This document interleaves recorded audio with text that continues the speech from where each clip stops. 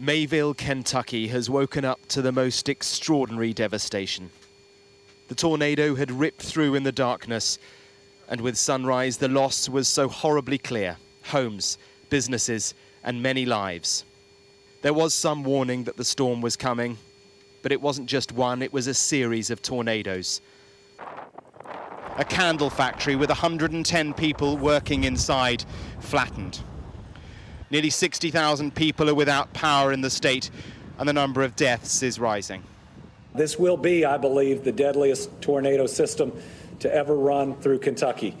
Earlier this morning at about 5 a.m., we were pretty sure that we would lose over 50 Kentuckians.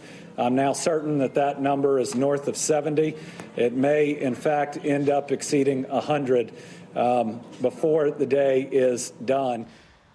But the destruction has spread far wider than Mayfield. Dozens of tornadoes have been reported across 6 states.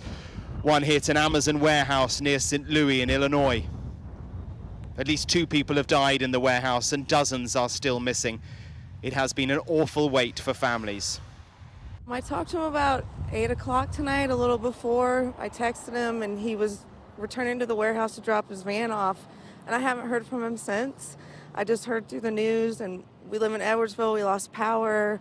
So I decided to come down here to see what was going on. I had no idea the building looked that bad, and I'm worried sick. I just want to know if he's okay, you know. What happens when you call a cell phone?